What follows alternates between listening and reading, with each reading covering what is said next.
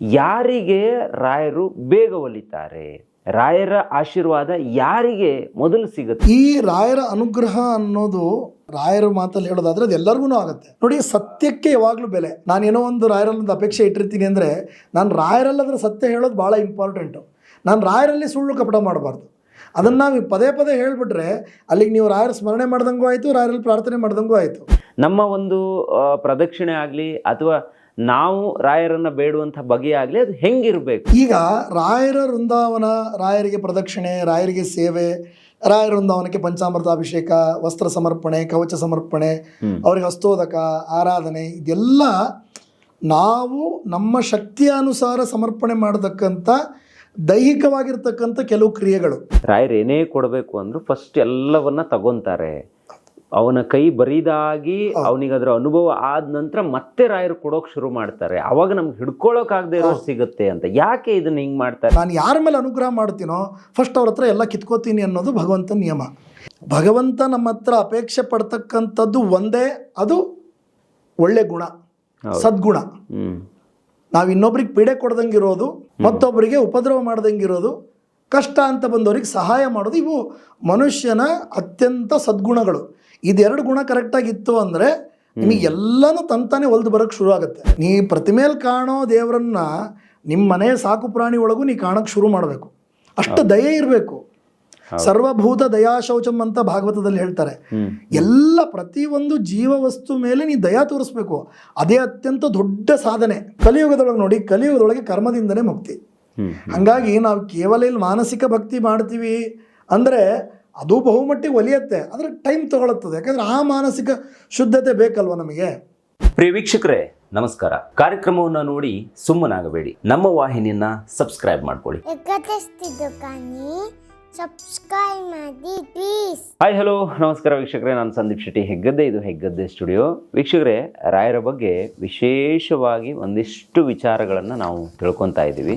ನಮ್ಮ ಜೊತೆಗೆ ಜ್ಯೋತಿಷ್ಯ ವಿದ್ವಾನ್ ಆಗಿರುವಂತಹ ರಾಘವೇಂದ್ರ ಎಸ್ ಕುಲಕರ್ಣಿ ಅವರಿದ್ದಾರೆ. ಸೊ ಬನ್ನಿ, ನಿಮ್ಮೆಲ್ಲರ ಪರವಾಗಿ ಇವತ್ತಿನ ಕಾರ್ಯಕ್ರಮಕ್ಕೆ ಅವ್ರನ್ನ ಆತ್ಮೀಯವಾದ ಸ್ವಾಗತವನ್ನು ಕೋರ್ತಾ ಇದ್ದೀನಿ. ಸರ್, ಕಾರ್ಯಕ್ರಮಕ್ಕೆ ಆತ್ಮೀಯವಾದ ಸ್ವಾಗತ. ಸರ್, ಕಳೆದ ಬಾರಿ ರಾಯರಿಗೆ ನಾವು ಹಾಕುವಂಥ ಪ್ರದಕ್ಷಿಣೆ, ಅವರ ಜೀವನ, ಇದೆಲ್ಲದರ ಬಗ್ಗೆ ತಿಳ್ಕೊಂಡ್ವಿ. ಆದರೆ ಇವತ್ತು ಬಹಳ ಮುಖ್ಯವಾದ ಇನ್ನೊಂದು ಪ್ರಶ್ನೆಯನ್ನು ತಗೊಬಂದಿದ್ದೀನಿ. ಯಾರಿಗೆ ರಾಯರು ಬೇಗ ಒಲಿತಾರೆ? ರಾಯರ ಆಶೀರ್ವಾದ ಯಾರಿಗೆ ಮೊದಲು ಸಿಗುತ್ತೆ? ಎಂಥವ್ರಿಗೆ ಅದು ಸಿಗುತ್ತೆ?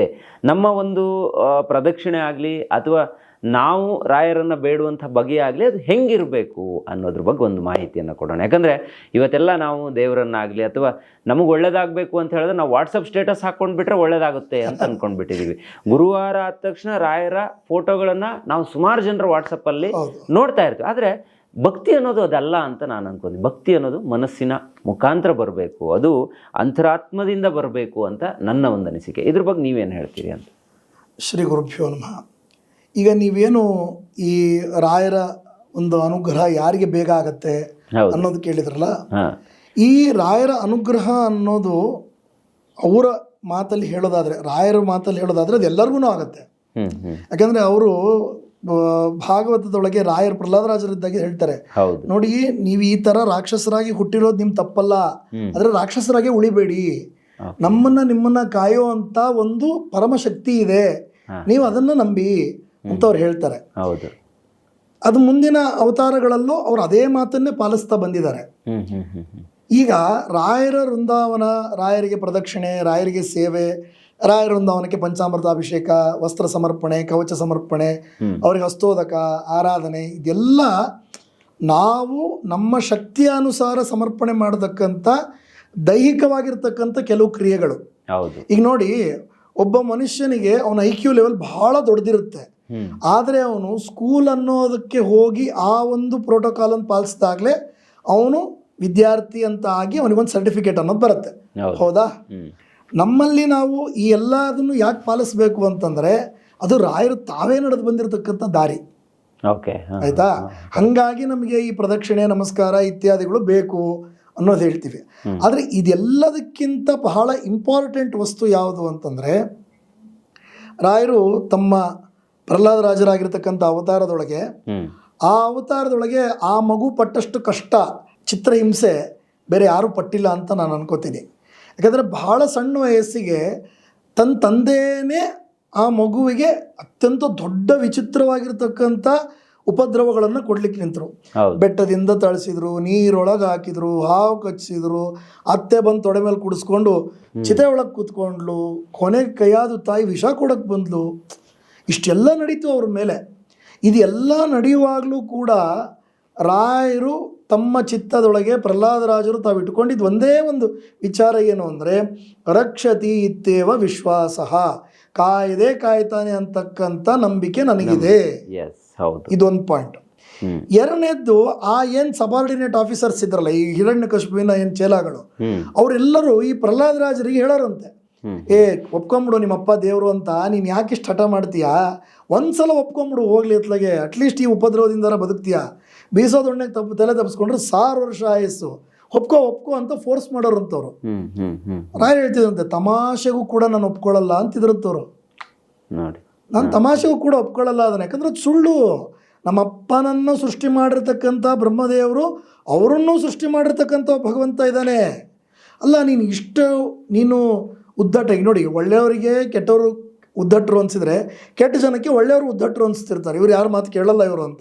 ಅವಾಗ ನೀನು ಯಾಕೆ ಇಷ್ಟು ಹಠ ಮಾಡ್ತೀಯಾ ಅಂತ ಕೇಳಿದಾಗ, ಹೆಂಗೆ ಬದುಕ್ತೀಯ ಮತ್ತು ನೀನು ಇಂಥವನ ಕೈಯಲ್ಲಿ ಅಂದರೆ, ಅವಾಗಲೂ ಪ್ರಹ್ಲಾದರಾಜರು ಹೇಳ್ತಿದ್ರಂತೆ, ನಾರಾಯಣಾನು ಸ್ಮರಣಾನುಭಾವ, ನಾರಾಯಣನನ್ನು ನಾನು ನಂಬಿ ಭಾವಿಸಿ ಸ್ಮರಣೆಯನ್ನು ಮಾಡ್ತೀನಿ, ಅವನು ನನ್ನನ್ನು ಕಾಪಾಡ್ತಾನೆ. ಆಯಿತಾ? ಇದು ರಾಯರ ಓವರ್ ಆಲ್ ಸ್ಲೋಗನ್.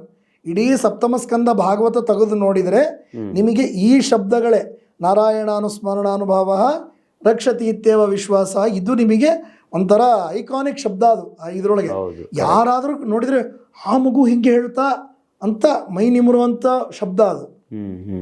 ಅದನ್ನೇ ತಗೊಂಡ್ಬಂದು ನಾವು ರಾಯರ ಮುಂದೆ ಇಟ್ಬಿಟ್ರೆ ಆಯ್ತು ಅಷ್ಟೇ. ರಾಯರು ಕಾಪಾಡ್ತಾರೆ. ರಾಯರು ಬಿಟ್ರೆ ನಮಗೆ ಗತಿ ಇಲ್ಲ, ರಾಯರು ಬಂದೇ ಬರ್ತಾರೆ.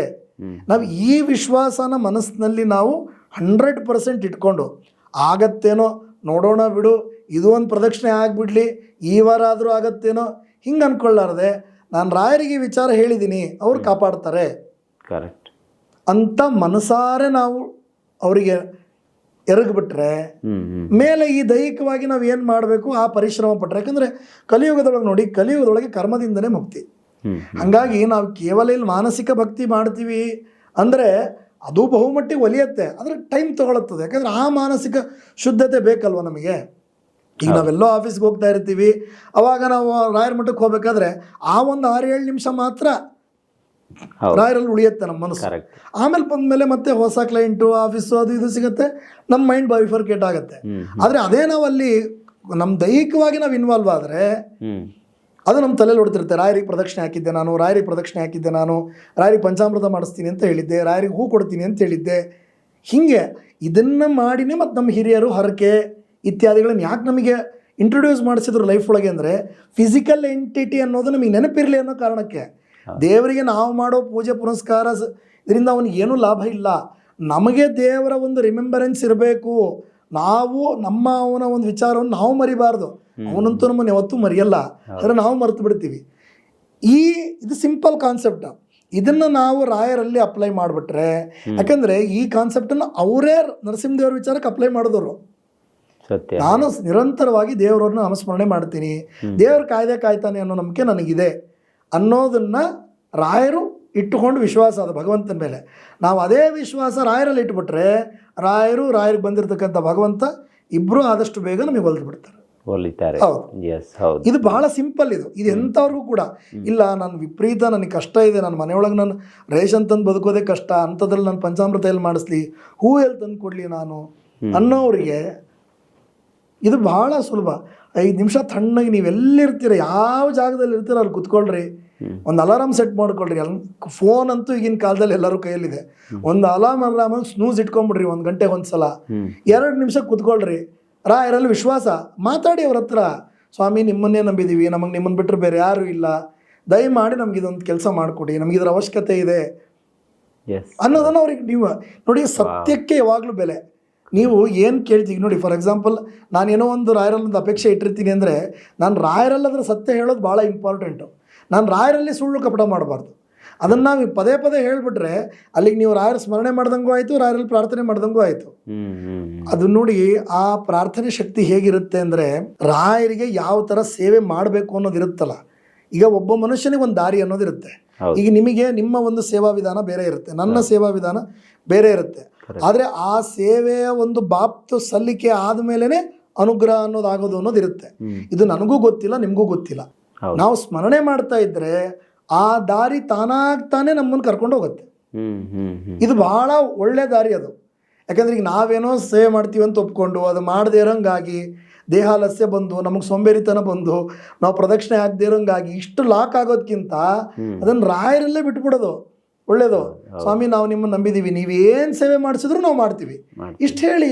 ಯಾರಿಗೆ ಗೊತ್ತು, ರಾಯರಿಗೆ ನಿಮ್ಮ ಹತ್ರ ಸಮಗ್ರ ಮಠನೇ ಕಟ್ಟಿಸಿ ದಾನ ಕೊಡಿಸೋಷ್ಟು ಯೋಗ್ಯತೆ ಕೊಟ್ಟು ಸೇವೆ ಮಾಡಿಸ್ಬೇಕು ಅಂತ ಇರ್ಬೋದು. ನಾವಲ್ಲಿ ಹೋಗೊಂದು ಪಂಚಾಮೃತ ಹರಕೆ ಯಾಕೆ ಮಾಡ್ಕೋಬೇಕು? ಕರೆಕ್ಟ್. ಹಂಗಂತೇಳಿ ಪಂಚಾಮೃತ ಮಾಡಿಸ್ಬಾರ್ದು ಅಂತ ಹೇಳ್ತಿಲ್ಲ ನಾನು, ಅದು ಹೇಳಿದ್ದು. ನಾವು ಅಷ್ಟು ಒಂದು ಭಾಳ ಅಂದರೆ ಕೊಲೋನಿಯಲ್ ಬಾಂಡಿಂಗ್ ರಾಯರ ಜೊತೆ ಇಟ್ಕೋಬೇಕು. ಅವಾಗ ನೋಡಿ ಅವ್ರು ಮಾಡ್ತಕ್ಕಂಥ ಪ್ರತಿಯೊಂದು ವಿಚಾರದ ಜ್ಞಾನ, ಅವ್ರು ಮಾಡ್ತಕ್ಕಂಥ ಅವ್ರೇನು ಲೀಲೆಗಳನ್ನು ನಮ್ಮ ಜೀವನದಲ್ಲಿ ನಡೆಸ್ತಾರೋ ಅದು ಆಟೋಮೆಟಿಕಲಿ ನಮ್ಮ ಅನುಭವಕ್ಕೆ ಬರೋಕ್ಕೆ ಶುರು ಆಗುತ್ತೆ. ಯಾವಾಗ ಅನುಭವಕ್ಕೆ ಬರುತ್ತೆ ನೋಡಿ, ಅವಾಗ ವಿಶ್ವಾಸ ಜಾಸ್ತಿ ಆಗ್ಬಿಡುತ್ತೆ.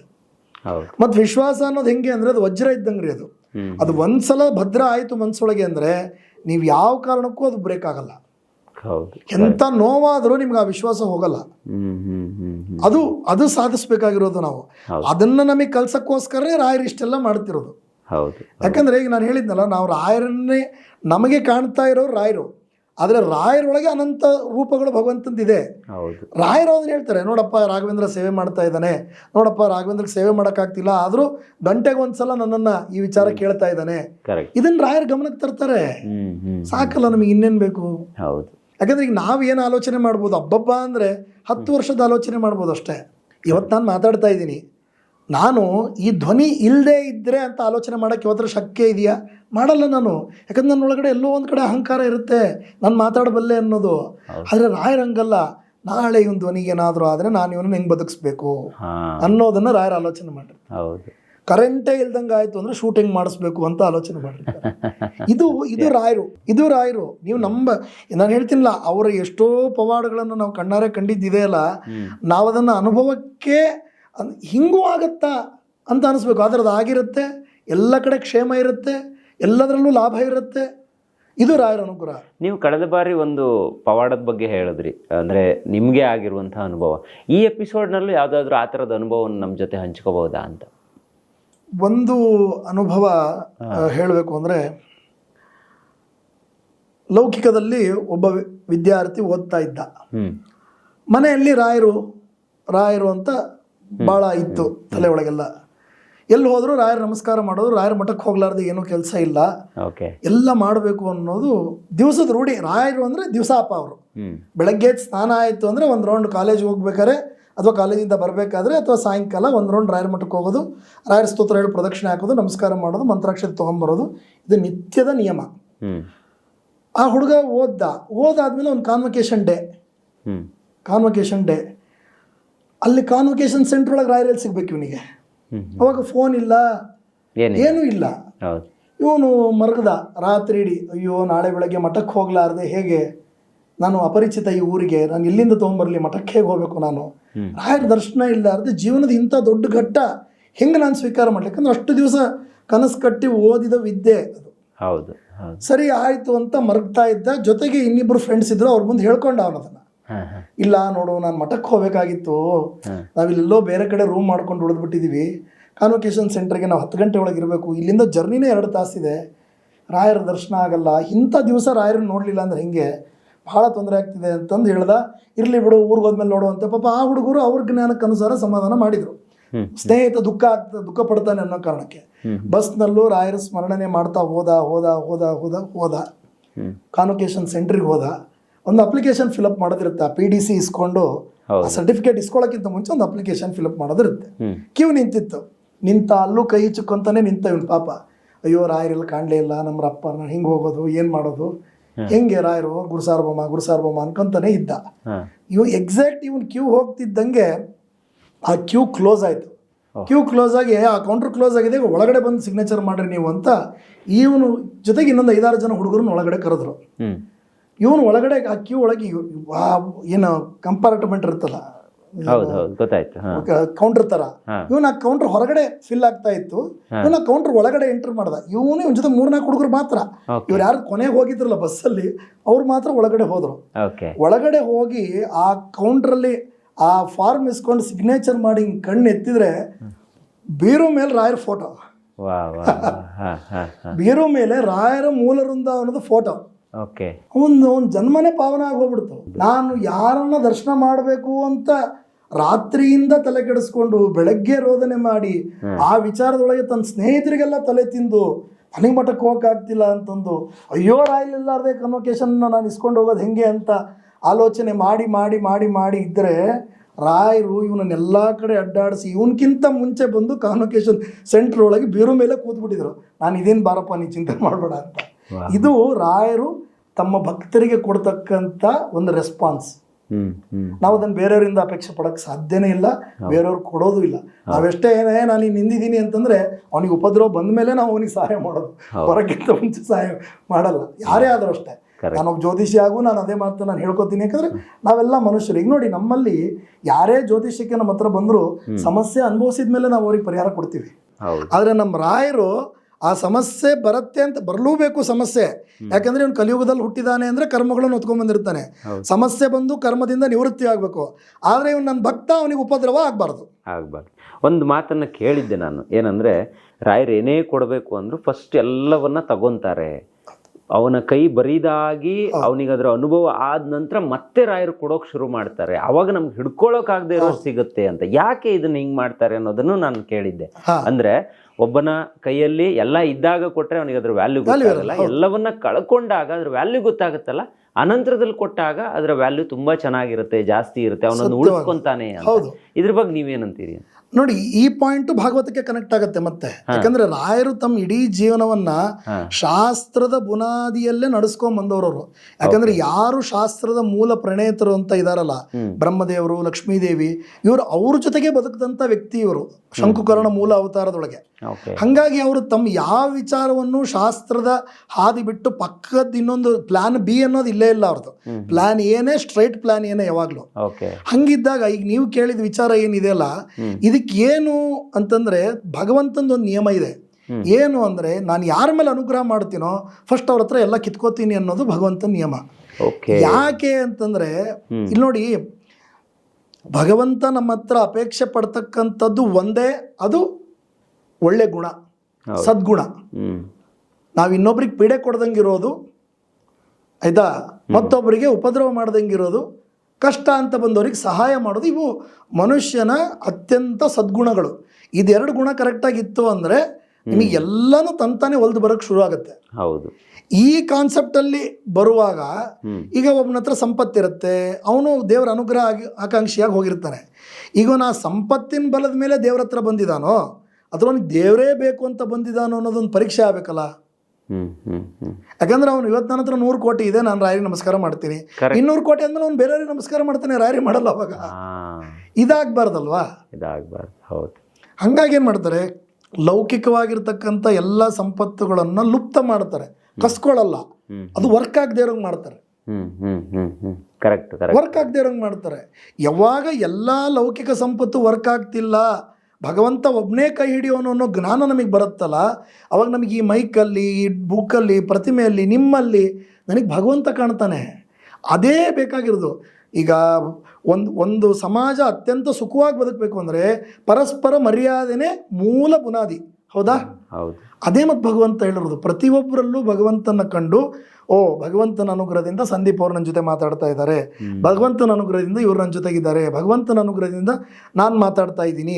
ಇದು ನನಗೆ ಯಾವಾಗ ಅನುಭವಕ್ಕೆ ಬರುತ್ತೆ ಅಂದರೆ, ನಾನು ಸಂಪೂರ್ಣ ಝೀರೋ ಆದಾಗ ಮಾತ್ರ ಬರುತ್ತೆ. ಹೌದು. ನಾನು ಹೇಳಿದ್ನಲ್ಲ, ನನಗೆ ಮಾತಾಡೋಕ್ಕೆ ಆಗದೆ ಇರೋ ಪರಿಸ್ಥಿತಿ ಒಳಗೆ ನಾನು ಇಬ್ಬರಿಗೆ ಜ್ಯೋತಿಷ್ಯ ಹೇಳತ್ತೀನಲ್ಲ, ಅವತ್ತು ನನಗೆ ನನ್ನ ಧ್ವನಿ ವ್ಯಾಲ್ಯೂ ಗೊತ್ತಾಗುತ್ತೆ. ಹೌದಾ?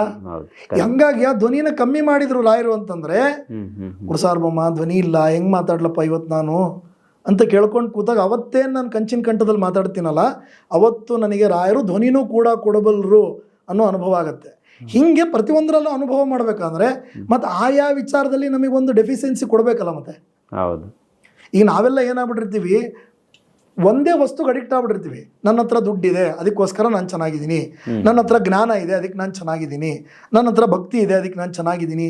ಆದರೆ ಭಗವಂತ ಇವು ಯಾವುದನ್ನು ಕ್ಯಾಲ್ಕುಲೇಟೇ ಮಾಡಲ್ಲ. ನೀನು ಎಷ್ಟು ಡೆಡಿಕೇಟೆಡ್ ಆಗಿ ಅವನಿಗೋಸ್ಕರ ಇದೆಯಾ, ನೀನು ಎಷ್ಟು ಡೆಡಿಕೇಟೆಡ್ ಆಗಿ ಇನ್ನೊಬ್ಬರ ಜೊತೆಗೆ ಇದೆಯಾ, ಅದನ್ನೇ ನೋಡೋದು ಅವನು. ಇಲ್ಲರಿ ನಾವು ನಮ್ಮ ಮನೆಯೊಳಗಿರ್ತಕ್ಕಂಥ ತಿಮ್ಮಪ್ಪನಿಗೆ ದಿವಸ 100 ಕೊಡ ಹಾಲಿನ ಅಭಿಷೇಕ ಮಾಡ್ತೀವಿ, ಎದುರುಗಡೆ ಒಬ್ಬನು ಹಶು ಅಂತ ಬಂದರೆ ಅವನಿಗೆ ಒಂದು ಲೋಟ ನೀರು ಕೊಡಲ್ಲ. ಹಿಂಗಿದ್ರೆ ಅದು ಉಪಯೋಗ ಆಗಲ್ಲ. ಹೌದು, ಕರೆಕ್ಟ್. ನೀ ಪ್ರತಿಮೇಲೆ ಕಾಣೋ ದೇವರನ್ನ ನಿಮ್ಮ ಮನೆ ಸಾಕು ಪ್ರಾಣಿ ಒಳಗೂ ನೀ ಕಾಣಕ್ಕೆ ಶುರು ಮಾಡಬೇಕು. ಅಷ್ಟು ದಯೆ ಇರಬೇಕು. ಸರ್ವಭೂತ ದಯಾ ಶೌಚಂ ಅಂತ ಭಾಗವತದಲ್ಲಿ ಹೇಳ್ತಾರೆ. ಎಲ್ಲ ಪ್ರತಿಯೊಂದು ಜೀವ ವಸ್ತು ಮೇಲೆ ನೀ ದಯಾ ತೋರಿಸ್ಬೇಕು. ಅದೇ ಅತ್ಯಂತ ದೊಡ್ಡ ಸಾಧನೆ. ಅದು ಬರೋದೇ ಮತ್ತೆ ಭಗವಂತನ ಅನುಗ್ರಹದಿಂದ. ಹೌದು, ಕರೆಕ್ಟ್. ಯಾಕಂದ್ರೆ ಈಗಿನ ಕಲಿಯುಗದೊಳಗೆ ಪ್ರತಿಯೊಂದು ವಸ್ತುವು ಉಪಯೋಗ ಯೋಗ್ಯ ಅಂತಲೇ ಇರೋದು. ಇಲ್ಲಿ ಯಾವುದೂ ಅನುಗ್ರಹ ಅಂತ ನಾವು ತಿಳ್ಕೊಳ್ಳೋಂಥ ಪರಿಸ್ಥಿತಿನೇ ಇರಲ್ಲ. ಅವನ ಬಂದು ಡ್ರಾಪ್ ಮಾಡೋಗ್ತಾನೆ ಬಿಡು, ಇವನು ಬಂದು ಕರ್ಕೊಂಡು ಹೋಗ್ತಾನೆ ಬಿಡು, ಇವರ ಅಡುಗೆ ಮಾಡಾಕ್ತಾರೆ ಬಿಡು. ಹೀಗೆ ಅವ್ರು ನಮಗೆ ಅನುಗ್ರಹ ಮಾಡ್ತಾ ಇದ್ದಾರೆ, ಅಡುಗೆ ಮಾಡಿ ನಮಗೊಂದು ಅನುಕೂಲ ಮಾಡ್ತಿದ್ದಾರೆ, ಇವ್ರು ನಮಗೆ ಪೌರಾಹಿತ್ಯ ಮಾಡಿಕೊಟ್ಟು ಅನುಗ್ರಹ ಮಾಡಿದ್ರು, ಇವ್ರು ನಮಗೆ ಜ್ಯೋತಿಷ ಸಹಾಯ ಮಾಡಿದರು, ಇವ್ರು ನನಗೆ ಕಾರ್ಯಕ್ರಮ ಕೊಟ್ಟು ಒಳ್ಳೇದು ಮಾಡಿದರು. ಈ ಭಾವನೆ ಬರಬೇಕು ನಮಗೆ. ಅದು ಯಾವಾಗ ಬರುತ್ತೆ ಅಂದರೆ ಈ ಎಲ್ಲ ಸಮಗ್ರ ಸೃಷ್ಟಿಯ ಒಡೆಯ ಭಗವಂತ, ಆ ಭಗವಂತ ನಮಗೆ ರಾಯರ ಮುಖಾಂತರ ಅನುಗ್ರಹ ಮಾಡ್ತಾನೆ ಅನ್ನೋ ಜ್ಞಾನ ನಮಗೆ ಬರಬೇಕು. ಇದೇ ರಾಯರು ತಾವು ಯಾರ ಮೇಲೆ ಅನುಗ್ರಹ ಮಾಡೋಕ್ಕಿಂತ ಮುಂಚೆ ಅವ್ರಿಗೆ ಸ್ವಲ್ಪ ಕಷ್ಟದ ಅನುಭವ ಮಾಡಿಸ್ತಾರೆ ಅಂತ ನೀವು ಅಂದ್ರಲ್ಲ, ಅದು ಕಷ್ಟದ ಅನುಭವ ಅಲ್ಲ, ಅವನು ಒರಿಜಿನಲ್ ಯೋಗ್ಯತೆ. ಕರೆಕ್ಟ್, ತಿಳಿಸೋದು. ನಿನ್ನ ನಿಜವಾದ ಯೋಗ್ಯತೆ ಇದು, ನಾನು ನಿನಗೆ ಅನುಗ್ರಹ ಮಾಡ್ತೀನಿ, ಚಿಂತೆ ಆಗಬೇಕು. ಕರೆಕ್ಟ್. ಅವಾಗ ಏನಾಗುತ್ತೆ, ಅವನು ಜೋಬಲ್ಲಿ 10 ರೂಪಾಯಿ ಇದ್ರೂ ರಾಯರಿದ್ದಾರೆ ಅಂತಾನೆ ಬದುಕ್ತಾನೆ, 10 ಕೋಟಿ ಇದ್ರೂ ರಾಯರಿದ್ದಾರೆ ಅಂತಾನೆ ಬದುಕ್ತಾನೆ. ಈ ರಾಯರಿದ್ದಾರೆ ಅಂತ ಬದುಕಬೇಕಲ್ಲ, ಅವನು ಆ ಜ್ಞಾನ ಬರಬೇಕಲ್ಲ, ಅದಕ್ಕಾಗ್ತಕ್ಕಂಥ ಒಂದು ಸಣ್ಣ ನಾಟಕ ಅದಷ್ಟೇ. ಹೌದು. ಆದರೆ ಈ ಎಲ್ಲ ವಿಚಾರಕ್ಕೂ ರಾಯರ ಅನುಗ್ರಹ ಇರ್ಬೋದು, ರಾಯರ ನಮ್ಮಲ್ಲಿ ಮಾಡ್ತಕ್ಕಂಥ ಪ್ರತಿಯೊಂದು ಅವರ ಒಂದು ಲೀಲಾ ವಿನೋದ ತೋರಿಸ್ತಕ್ಕಂಥ ವಿಚಾರ ಇರ್ಬೋದು, ಅವ್ರ ನಮ್ಮ ಮೇಲೆ ಕೊಟ್ಟಿರ್ತಕ್ಕಂಥ ಎಲ್ಲ ಜ್ಞಾನ ಇರ್ಬೋದು, ಈ ಎಲ್ಲದಕ್ಕೂ ಏನು ಬೇಕು ಅಂದರೆ ವಿಶ್ವಾಸ ಬೇಕು. ತಾಳ್ಮೆ ಮತ್ತು ವಿಶ್ವಾಸ. ಯಾಕಂದ್ರೆ ಕೆಲವೊಬ್ರಿಗೆ ಇರುತ್ತೆ, ನನ್ನ ಹತ್ರ ಬರ್ತಾರೆ, ನಾವು 21 ದಿವಸ ಸೇವೆ ಮಾಡಿದ್ವಿ ರೀ, ಏನು ವರ್ಕೌಟ್ ಆಗಲಿಲ್ಲ, ಅದು ಹಿಂಗೆ ಇರ್ತಾರೆ. ಎಷ್ಟೋ ಜನಕ್ಕೆ ಇರುತ್ತೆ, ಅವರಿಗೆಲ್ಲ ಬೇಗ ಆಶೀರ್ವಾದ ಆಗುತ್ತೆ, ಇವರಿಗಾಗುತ್ತೆ, ನಮಗೆ ಆಗ್ತಿಲ್ಲ, ಇದುವರೆಗೂ ಮಂತ್ರಾಲಯಕ್ಕೆ ಹೋಗೋಕ್ಕಾಗ್ತಿಲ್ಲ, ರಾಯಚೂರವ್ರಿಗೆ ಹೋಗಿ ಬಂದಿರಿ ಮಂತ್ರಾಲಯಕ್ಕೆ ಹೋಗೋಕ್ಕಾಗಲಿಲ್ಲ, ಎಮ್ಮಿಗ್ನೂರಿಗೆ ಹೋದಿರಿ ಮಂತ್ರಾಲಯಕ್ಕೆ ಹೋಗೋಕ್ಕಾಗಿ, ಹಿಂಗೆ ಹೇಳೋರು ಭಾಳ ಜನ ಬರ್ತಾರೆ ನಮ್ಮ ಹತ್ರ. ಆದ್ರೆ ಯಾಕೆ ಅಂದರೆ ನೀ ಅಲ್ಲಿಗೆ ಹೋಗೋಕ್ಕೆ ಇನ್ನೊಂದು ಸ್ವಲ್ಪ ಏನೋ ಅವಶ್ಯಕತೆ ಇರುತ್ತೆ, ನಾವು ಅದನ್ನು ಆಲೋಚನೆ ಮಾಡಲ್ಲ.